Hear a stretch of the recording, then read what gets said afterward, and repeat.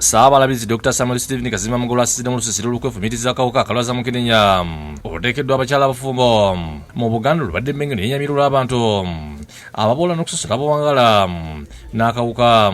Nsaba abantu bonna bannayuganda obutatunuulira bubi n'okusala emisango eri abantu abalina akawuka.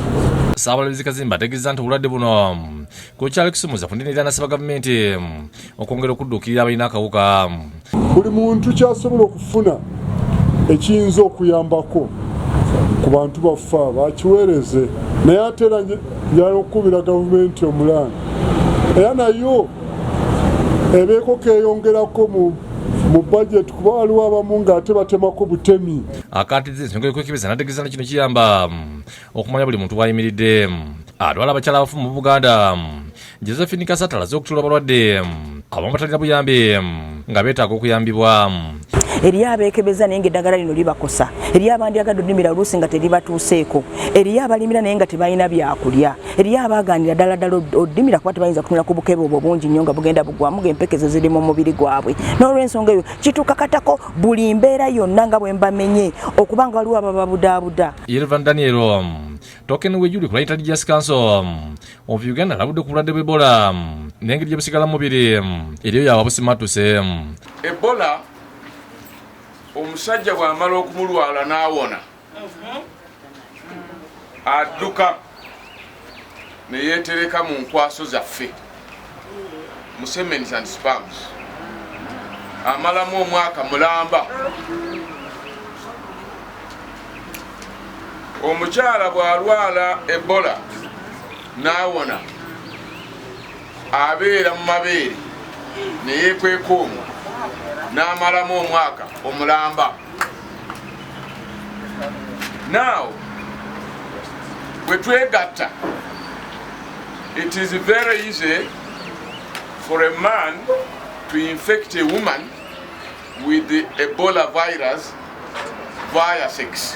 Ebyo nga olw'abakyala abafumba balala nabo nga befumitiza ku lunaku luno ennamirembe batandise n'okumbeera omulabirizi wa North West Yankole Right Reverend Amos Magezi akulembeddemu okusinza n'asaba abakulu mu ddiini okubunyisa enjiri ey'okulwanyisa akawuka.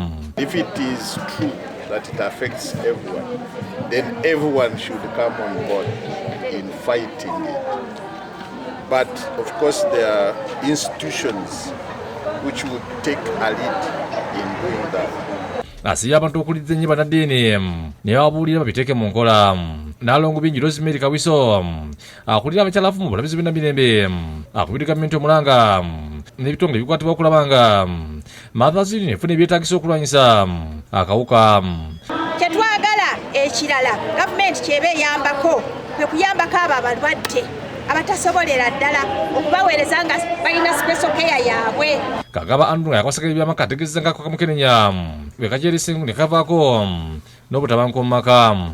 Mulimu abakola defilement, mulimu abawamba abawala abato, mulimu abakozesa abaana nga bavudde mu masomero, era ng'ekanisa tuyita abantu bonna okweyisa bulungi n'olowooza ku munno. Mwekino ekibiina ekirabirira n'okubudaabuda balina akawuka akamukenenya kitu kyawuto mpuyana kyefumitiza ku lunaku olwamukenenya basoose kweyisa bivvolo era ne beetaba mu misa ng'omugenyi omukulu mmeeya w'e Nakawa Paulo Mugamba bw'asiddwa omumuli abalala kwe bakolezeza ng'akabonero akamuwulira amalungi. Josephine Kalebi akulira ekitongole kino agamba nti abantu badde bamanyidde obulwadde buno nga bulaba ngeri kya bulijjo nga n'olwekyo okubajjukiza kikulu ddala. Studies ezizze eziraga nga bweyongera mu baana abato. Kati ng'abaana bano batandise ka holiday kano ng'ate n'abazadde balaba tugezaako okulaba nti tubajjukiza nti bannaye ekintu kikyaliyo. Mmeeya Mugamba ategeeza nti by'omanyina okusukiramu okulwanyisa mukenenya. Naye n'ate era mu lunaku luno era tukimanyi nti abantu bangi tebakimanyi nti balina mukenenya oba tebalina. Ekyo nakyo kya bulabe eri abantu baffe. N'olwekyo tubakubiriza buli omu yeekebeze. Odangayo.